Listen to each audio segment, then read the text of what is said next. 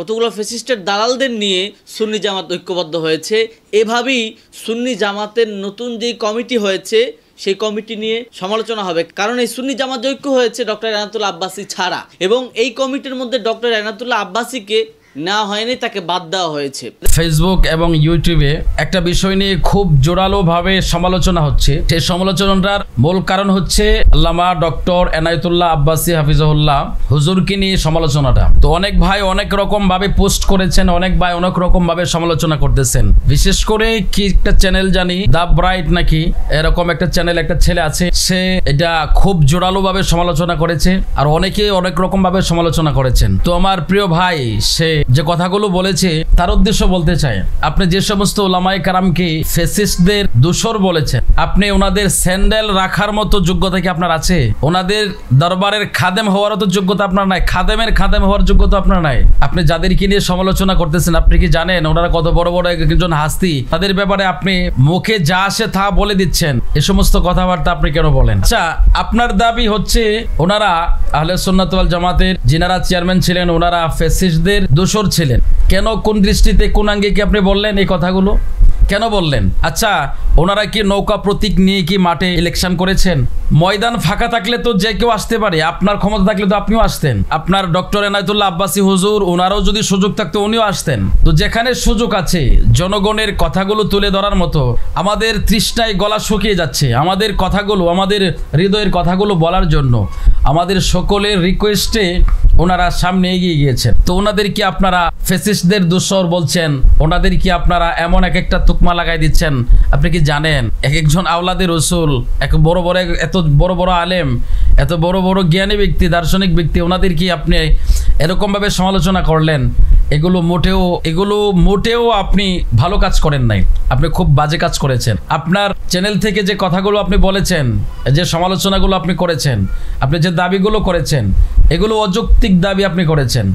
বিশেষ করে আপনি বলেছেন গিয়াসউদ্দিন তাহিরি ওনাকে সাংগঠনিক সচিব বানানো হয়েছে, ডক্টর এনায়েতুল্লাহ আব্বাসী হুজুরকে কেন দেওয়া হলো না? দেখুন, ডক্টর এনায়েতুল্লাহ আব্বাসী হুজুর উনি একটা সাইট নিয়ে আছেন, উনি ওনার সংগঠন নিয়ে আছেন, উনি ভালো পর্যায়ে আছেন, উনি ভালো র্যাঙ্কে আছেন, ভালো অবস্থানে আছেন তিনি। তো ওনাকে এখানে আনলেই কি, ওনাকে না আনলেই কি? তাছাড়া ওনার জন্য কিন্তু রাস্তা উন্মুক্ত আছে। উনি যখনই বলবে, ওনার মতো লোককে তো আর জোর করে আনা সম্ভব না। ওনার মতো ব্যক্তিকে তো আমাদের মতো লোক বললে উনি আসবেন না। অতএব ওনার এখতিয়ারের উপরে আমরা ছেড়ে রেখেছি। ওনার যখন এখতিয়ার হবে, ওনার জন্য রাস্তা খোলা আছে। উনি যখন বলবে যে আমি তোমাদের সাথে আছি, আমি তোমাদের সাথে থাকবো, তাহলে ওনার জন্য রাস্তা উন্মুক্ত আছে। অবশ্যই ওনার জন্য ভালো, যেই র্যাঙ্কে দিলে ওনার ইজ্জত বজায় থাকবে, যে অবস্থানে রাখলে ওনার সম্মান বজায় থাকবে, ওনার জন্য সে রাস্তাটা খোলা আছে। আপনারা মনে করতেছেন যে ওনাকে বাদ দিয়ে কেন করা হলো? ওনাকে বাদ দিয়ে করা হয় নাই, ওনাকে মাইনাস করা হয় নাই।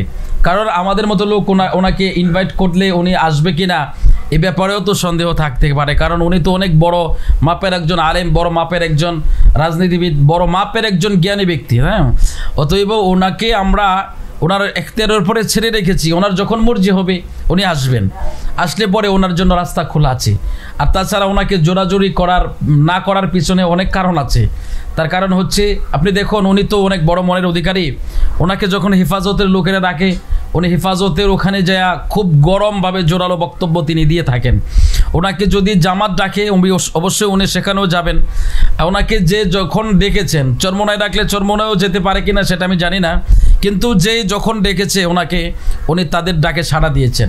অতএব আমরা চাই উনি যদি আসে, ওনাকে অবশ্যই সাদরে গ্রহণ করা হবে। শুধু গ্রহণ কেন, ওনাকে ওনার সম্মানের জায়গাটাই ওনাকে রাখা হবে। হ্যাঁ, আপনি যে সমালোচনাগুলো করতেছেন যে ওনাকে বাদ দিয়ে ফ্যাসিস্টদের দোসরদেরকে নিয়ে তারা সংঘবদ্ধ আহলে সুন্নাত করেছে, এটা আপনি ভুল সমালোচনা করতেছেন, এটা আপনার ভুল ধারণা।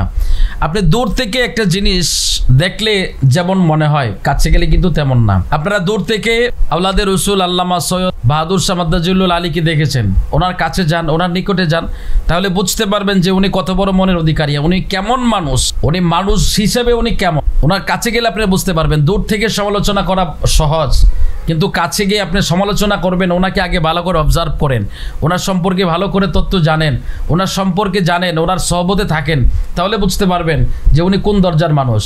আপনি আল্লামা এম এ মতিন সাহেব ওনার সমালোচনা করছেন, ওনার কাছে যান।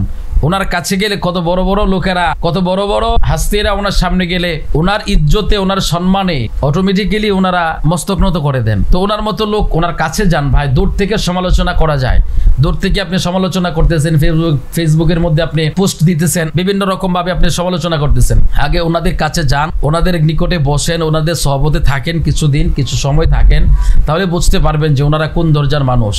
আপনি তো ডক্টর এনায়েতুল্লাহ আব্বাসী হুজুরের সাথে থেকেছেন কিনা জানি না আমি, অবশ্যই হয়তো থেকেছেন, না হয় ওনাকে কাছ থেকে দেখেছেন, যার কারণে ওনার প্রশংসা আপনি করতেছেন।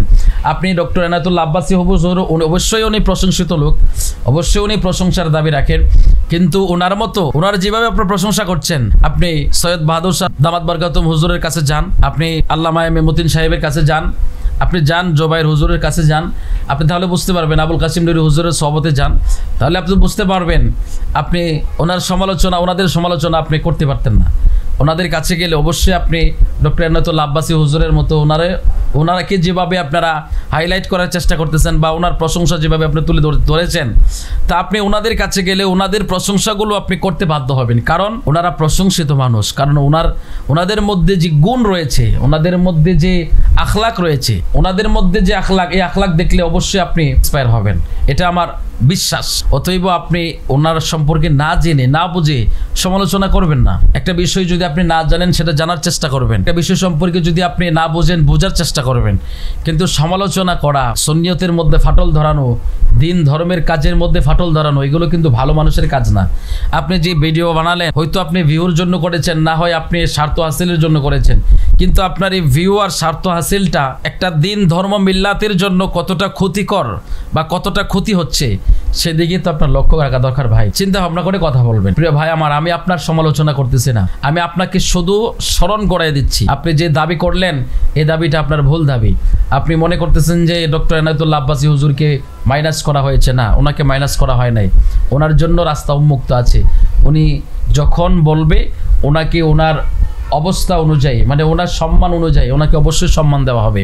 উনি একজন সম্মানিত ব্যক্তি। আপনি আপনারা এরকমভাবে সমালোচনা করবেন না, এরকমভাবে ফেসবুকে পোস্ট দিবেন না। এই যে ইনকার করলেন তাহির সাহেব সম্পর্কে, যে আপনি ইনকার করলেন, আপনি দেখান তো দেখি তাহির সাহেবের মতো এমন একজন অ্যাক্টিভ পার্সন, এমন আরেকটা ব্যক্তি ওনার মতো দেখান তো, ওনার মতো আর একটা পার্সন আপনি দেখান তো, যে ওনার মতো, যে উনি ওনার মতো কাজ করতে পারবে বা ওনার মতো করে উনি ময়দানের মধ্যে উনি দিন ও মিল্লাতের কাজ করতে পারবে, দেখান তো। দাঁড় করাইতে পারবেন না তো। অতএব একটা লোক দিন রাত পরিশ্রম করে, কষ্ট করে, নিজের সমস্ত কিছু ত্যাগ করে উনি সুন্নিয়তের জন্য দিন রাত খাটতেছে, তো এমন একজন যোগ্য ব্যক্তিকে তো তার যোগ্য স্থানটা দেওয়া হয়েছে। আপনি কেন সমালোচনা করতেছেন? আপনি কেন তাহির সাহেবের সাথে আপনি ডক্টর এনায়েতুল্লাহ আব্বাসী হুজুরকে এনে কেন আপনি সমান করতে চান? ডক্টর এনায়েতুল্লাহ আব্বাসী উনি তো একটা লেভেলে আছেন, উনি ওনার উচ্চ লেভেলে আছেন, উনি খুব ভালো পর্যায়ে আছেন, কিন্তু আরেকটা সাইড দিয়ে আপনি তাহির সাহেবকে ফেলে দিতে পারবেন না। উনি যে কাজ করে যাচ্ছে, উনি ময়দানে যেভাবে কাজ করে যাচ্ছে, দেখুন আমি একটা এক্সাম্পল স্বরূপ বলি, আমি কারো সমালোচনা করতেছি না। আপনি মুফতি গিয়াসউদ্দিন আর তাহির সাহেবকে যে ময়দানটায় আপনি নিতে পারবেন, যে অবস্থানে, যে প্লেজে ওনাকে আপনি নিতে পারবেন, ওনার দ্বারা যে সমস্ত প্লেজের মধ্যে যে কাজ করা সম্ভব, কিন্তু ডক্টর এনায়েতুল্লাহ আব্বাসী হুজুর দ্বারা ওই কাজটা সম্ভব না। ওনার দ্বারা এই কাজটা কিন্তু সম্ভব না। ওনাকে নিতে হলে আপনার হাই সিকিউরিটি দিতে হবে, ভালো প্লেস লাগবে, ভালো পরিবেশ লাগবে, ওনার আসা যাওয়া হেলিকপ্টারের খরচ বহন করতে হবে, সবকিছু মিলে ওনাকে দিয়ে আপনি দিন ধর্মের কাজ একেবারে লো লেভেল থেকে করাইতে পারবেন না। ওনাকে করাইতে হলে আপনি হাই লেভেলে যেতে হবে। আর মুফতি গিয়াসউদ্দিন আর তাহির সাহেবকে আপনি হাই লেভেল বলেন, লো লেভেল বলেন, সর্বস্তরের মুসলিম জনতা সর্ব জায়গায়, উনি সব জায়গায় ফিট, যেখানে চাবেন সেখানে দিয়ে ওনাকে দিয়ে কাজ করাই নিতে পারবেন। তো এমন একটা লোক যাকে আপনি সর্বক্ষণ সব জায়গায় ফিট করতে পারবেন, সব জায়গা থেকে কাজ আদায় করাই নিতে পারবেন, তো ওইরকম একটা লোককে যদি আপনি সমালোচনা করেন, এটা তো আপনার কপাল পোড়া। আপনি মিয়া, আপনার হয় কপাল পোড়া, না হয় আপনি বেবুস, না হয় আপনি পাগল। এছাড়া অন্য কিছু না। এরকম একটা লোকের সমালোচনা করা আপনার উচিত হয় না। তাই আমি আপনাকে অনুরোধ করে বলি, এই সমস্ত ভিডিও আর বানাবেন না।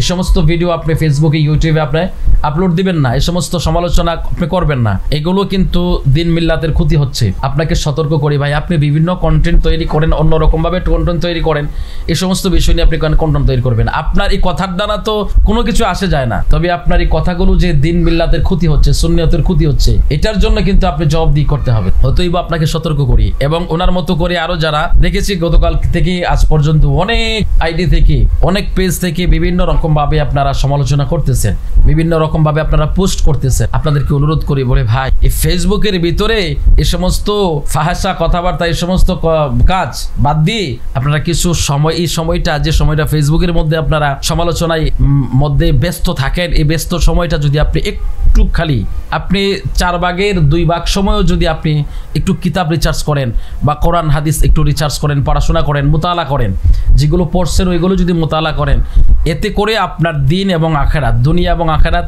উভয়টাই আপনার উজ্জ্বল হবে। অতএব ফেসবুকে নাড়াচাড়া না করে কিছু মাঠে ময়দানে এসে কাজ করার চেষ্টা করেন। হ্যাঁ, এখন একটা পরিবেশ তৈরি হয়েছে, আপনি চাইলে এই পরিবেশটাকে আপনি ইন্টারন্যাশনাল ভাবে, আপনি একেবারে ইন্টারন্যাশনাল ভাবে সারা বিশ্বে আপনি জাগরণ তৈরি করতে পারবেন। তো এই সুযোগটাকে নষ্ট করার জন্য আপনারা যতই চেষ্টা করেন না কেন, মনে রাখবেন এগুলো আপনি চেষ্টা করলে পারবেন না। অতএব জাস্ট শুধু আপনাকে একটু সতর্ক করলাম, এই সতর্কবার্তাটা আপনি মেনে নেন। এগুলো আপনি সমালোচনা করা বন্ধ করুন। যে যাকে যে অবস্থানে দেওয়া হয়েছে ওনাদেরকে ওনারা যোগ্য মনে করেছেন বিদায় ওনাদেরকে ওনাদের যোগ্য স্থানে রেখেছেন। অতএব সবাই কিন্তু খুশি, সবাই কিন্তু সন্তুষ্ট এই ব্যাপারে। শুধুমাত্র গোটা কয়েক গোলাপি, মানে কি বলবো আপনাদের, ওই গোলাপ মার্কা কয়েকটা আছে, এগুলো অন্তরে শুধু জ্বলতেছে। তো জ্বলাজ্বলি যতই করেন, এতে করে কিন্তু আপনারটাই জ্বলতেছে, আপনার ভিতরটাই জ্বলতেছে। হ্যাঁ, অতএব আমাদের কোনো ক্ষতি হচ্ছে না, কিন্তু আহলে সুন্নাত ওয়াল জামাতের কোনো ক্ষতি হচ্ছে না। আপনি জ্বললে কি হবে? আপনার ভিতর জ্বলবে। হ্যাঁ, আপনার ঈমান জ্বলবে, আপনার আমল জ্বলবে, আপনার অন্তর জ্বলে পুড়ে ছাই হবে। এতে করে তো আপনারই ক্ষতি। ভাই কি দরকার জ্বলাজ্বলি করার? কি প্রয়োজন জ্বলাজ্বলি করার? আপনার যদি হিম্মত থাকে, আপনি ডক্টর এনায়েতুল্লাহ আব্বাসী হুজুরকে আমন্ত্রণ করেন, হুজুরকে যায় বলেন যে হুজুর আপনার সেখানে অবস্থান তৈরি করা দরকার বা সেখানে আপনার যাওয়ার দরকার, ওনাকে আপনারা বলেন, ওনাকে যায় বলেন। তো ওনার জন্য তো রাস্তা খোলা আছে, ওনাকে তো আমরা মাইনাস করি নাই, ওনাকে আমরা বাদ দেই নাই। কারণ আমরা আহলে সুন্নাত ওয়াল জামাতে যে আসতে চাবে তার জন্য রাস্তা উন্মুক্ত আছে। কিন্তু যে মুনাফিকি করবে তার কিন্তু কোনো জায়গা নাই। আহলে সুন্নাত ওয়াল জামাতের সাথে অনেকেই অনেক রকম ভাবে মুনাফিকি করেছে, আপনারা দেখেছেন। মুতালেব করেছে, ওই আরেকটা পিচ্ছি কি জানি নাম, রফিকি না কি জানি নাম, ও করেছে। এরকম যারা মুনাফিকি করতে চাবে, মুনাফিকদের জায়গা সুন্নিয়ত হবে না, মুনাফিকদের জায়গা আহলে সুন্নাত ওয়াল জামাতের মধ্যে হবে না। যদি আপনি পিওর অন্তর নিয়ে আসতে পারেন, আপনার জন্য উন্মুক্ত আছে আহলে সুন্নাত ওয়াল জামাত। আপনার জন্য আপনার পজিশন অনুযায়ী আপনার অবস্থান, আপনার জায়গা অবশ্যই আছে। এই জন্য আপনারা যারা ফেসবুকে এরকমভাবে সমালোচনা করেন, এরকমভাবে আপনারা কথা নাড়াচাড়া করেন, আপনাদেরকে অনুরোধ করে বলি